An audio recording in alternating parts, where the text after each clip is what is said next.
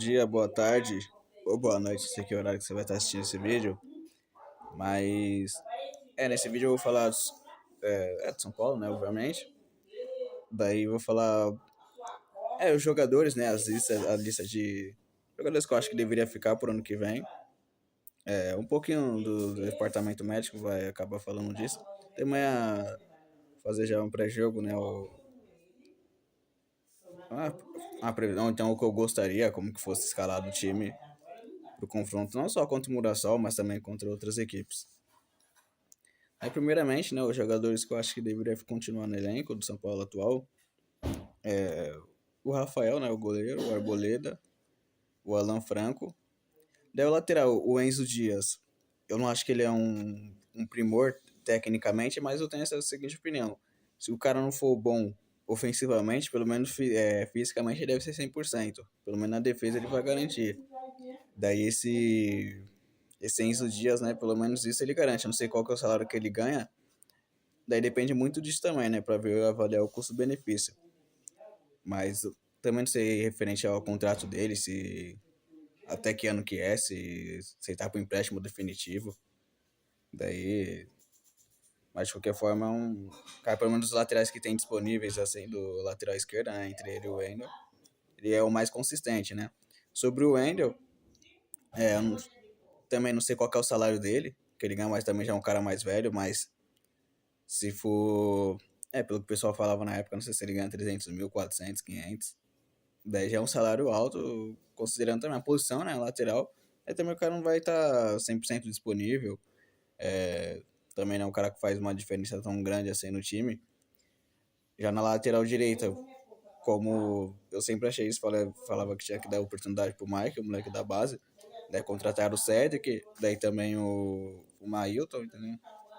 10 jogadores, 6 por meia dúzia, entendeu? Troca jogador, coloca jogador, contrata jogador mediano, que não vai fazer tanta diferença, também que não tem potencial de crescimento, porque você é jogador formado já, que já atinge uma certa idade e não vai passar desse teto aí.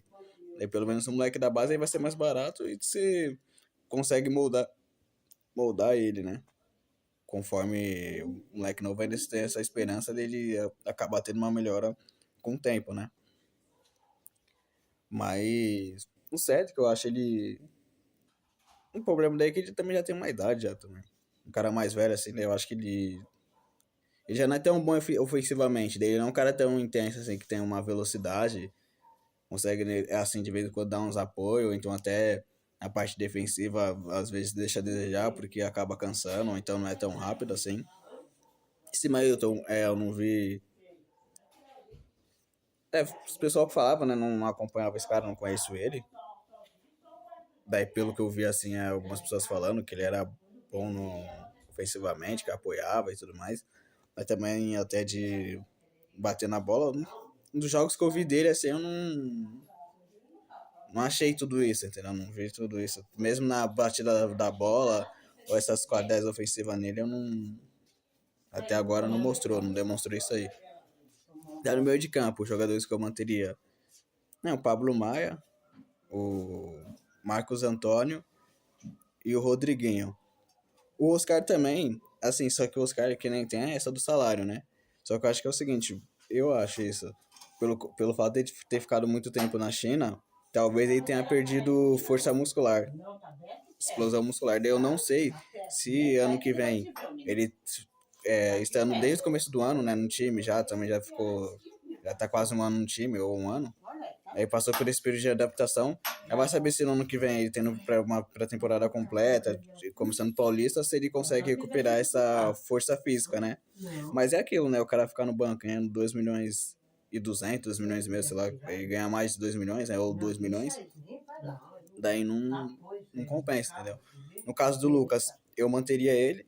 O Oscar, eu fico meio em dúvida, assim. Quem acha que deve dispensar, eu também não julgo, entendeu?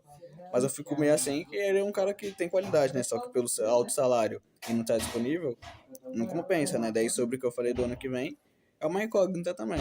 Mas pode ser que aconteça isso que eu falei ou não, né? E o Lucas, assim, se for pra. Ele é um cara que Tanto ele, tanto os caras, não acho que são jogadores que fazem corpo mole ou que não se cuidam. Mas o Lucas ele já jogou, né? Jogos completos na Copa do Brasil, ajudou a gente. Ele conseguiu ter uma sequência de jogos. Daí esse ano, que ele começou, esse ano ou ano, no final do ano passado, começou a ter esses problemas de lesões, né? Contusão. Daí até agora tá com esse problema, esse vai e vem. Mas é aquilo, né? Eu acho que também, no caso do Lucas, tem diretamente problema do departamento médico.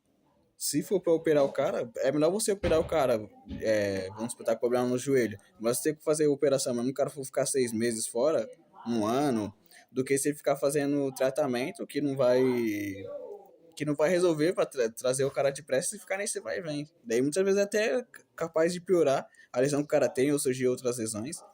Então é uma coisa que não adianta. É melhor você fazer o procedimento que tem que ser feito, mesmo se o cara for ficar afastado um ano, 6 meses, do que ficar nesse vai e vem, daí o cara não voltar nunca e até acabar agravando a lesão ou surgindo outras contusões, né? Outras lesões. E no ataque, o que eu manteria? O Caleri, manteria o Caleri. O Luciano, apesar que as pessoas falam assim dele, mas eu acho dos atacantes que tem disponível, eu não acho ele craque, mas dos atacantes que tem disponível, acho que ele é o melhor que tem. Ou então, se for querer falar como o menos pior. Mas ele é aquele tipo de jogador, né? Que ele é irregular, né? Não tem uma consistência. Às vezes ele tá bem, outras vezes ele tá mal. Mas acho que é um jogador bom pra ter no elenco. Daí depende também do salário, né? Mas vamos supor, quando ele tá mal, que nem tava nesses últimos jogos, se ele começar do banco, ele pode ser uma boa opção. Se ele estiver no banco, é uma boa opção pro segundo tempo. O Ferreirinha eu acho a mesma coisa também. É uma boa opção assim de velocidade, ainda mais que negociaram os jogadores da base, agora só tem o Luca. Aparentemente, esse treinador, o Crespo, como o anterior, o Zubildia, não gosta muito dos moleques da base, daí também não faz questão, né, que sejam vendidos para contratar esse tipo de jogador, né? Até que ele solicitou, pediu a contratação do Tapia, também já testou o Diné na frente do já utilizou mais o Dineno do que o próprio Garoto, precisa ser posição diferente, mas eu falo assim, questão de opção no ataque, falando assim, de fazer um esquema, assim, até que se tiver que alterar um esquema, ele prefere utilizar esse tipo de jogador do que fazer um esquema, sei lá, com 3 atacantes ou colocar um ponto mais de velocidade para não ter que utilizar o moleque. Daí sobre. Daí tem o André Silva também, né? Daí não sei também se vale a pena, que também tem esse Tapa que contrataram. Daí, apesar de também não acho ele um primor técnico, esse cara aí, só que no jogo contra o Fluminense não, contra o Fortaleza e contra o Palmeiras ele foi bem, mas também não sei se vale a pena, porque eu não acho que ele é um jogador tudo isso. De Neno também, né? De Neno você tem chance, né? Isso aí já não tem nem o que falar. Daí sobre. Não lembro se eu esqueci de mais alguém, eu acho que não. Daí os jogadores que eu acho que tem que ficar, eu já falei todos. Daí sobre o. O Rodriguinho também, não sei se eu falei. Eu acho que ele deve ficar, né? Daí sobre o departamento médico, daí eu tenho quase certeza que essas lesões que tem, até no caso do Lucas aí, tem influência diretamente do departamento médico. Mas eu também não entendo um clube como o São Paulo, mais tem endividado assim, mas a arrecadação é um dos clubes que tem mais torcedor no Brasil, né? Daí que deve arrecadar mais aqui. Daí, tô falando de agora, né? Mas de um tempo já. Como é que os caras, tipo assim, se tiver defasado a UDM, a parte médica lá, a fisiologia, toda Refis Plus lá que eles colocam lá, se essa parte estiver defasada, não sei como um time como o São Paulo até hoje não fazer uma reforma, sabe? Não atualizar, né, o departamento, fazer uma renovação, até também com novos profissionais, se você estiver contratando novas pessoas, assim, não sei qual que é a dificuldade de fazer isso, sabe? O pessoal tá vendo, você é um dirigente, você tá vendo que tá defasado, tá ficando pra trás, tá tendo muitas lesões, algum problema tá tendo, entendeu? No departamento médico. Daí sobre a escalação, como eu já falei, né, outras vezes assim, esse Crespo pro Zubeldia, eu não vejo muita diferença dos dois.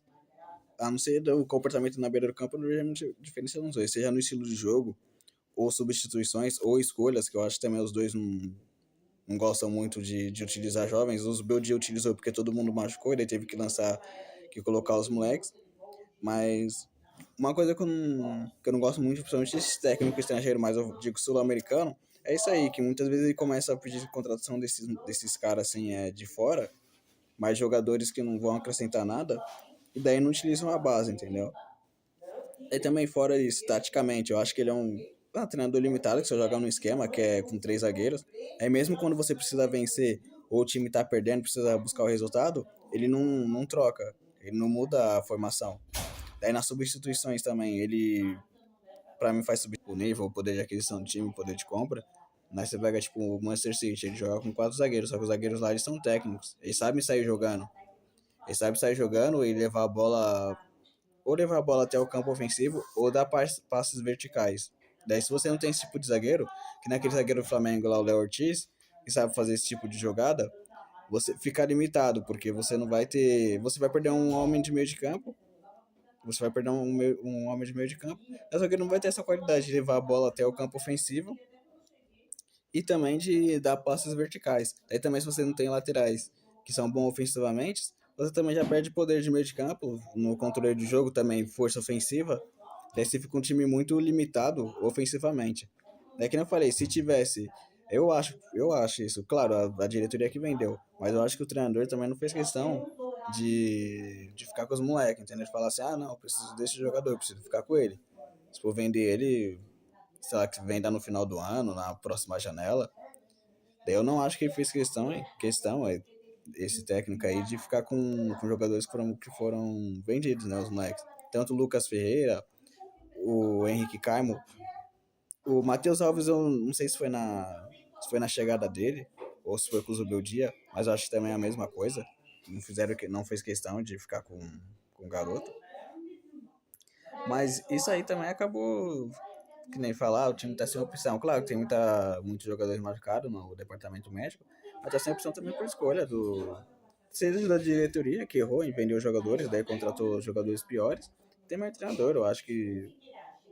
Creio que não falou nada assim, até. Também não tem como se saber, mas em entrevista assim nunca falou nada. Eu gostaria de ficar com os moleques, mas acabou sendo vendido, então. Nem sei se ele fez tanta questão também, até você falar com o elenco atual. O Luca mesmo, ele é o último da fila, assim. Se você coloca as opções do ataque, ele não utiliza o moleque. Mesmo se você ter que colocar a ponta, ele coloca aquele Rigoni, que é jogador limitado, mas não coloca o moleque pra jogar. Mas com esses caras, é como que o Lucas tá machucado, pelo menos você ia ter uma opção de jogar com ponta de velocidade, jogar no 4-3-3. Mas também com o elenco que tem, um jogador que tem experiência pode jogar no 4-4-2, mas ele só é um três zagueiro. Ele poderia jogar, pra mim, o time, se fosse um 4-4-2. Esse é o Rafael, né? O Arboleda, o Alan Franco, com o Enzo Dias, daí o lateral, né? Eu gostaria que poderia dar oportunidade pro Mike, mas o moleque não foi testado. Sei lá, coloca o César aqui. Ou então o Mike, mais um. Sei lá. Daí, no meio de campo, eu colocaria o Pablo Maia, o Alisson, o Marcos Antônio, daí o Rodriguinho, ali de meia, né? Um meia mais ofensivo, assim. Daí no ataque, daí depender, né? Ou o Luciano Itapa, ou então o Luciano Ferreirinha, daí também o Luca, ou Luciano Luca, Tap Luca, ou então mudaria pro 4-3-3, entendeu? Daí colocaria o Luca, o Ferreirinha e mais um atacante fixo, pode ser o Tap, pode ser o Luciano.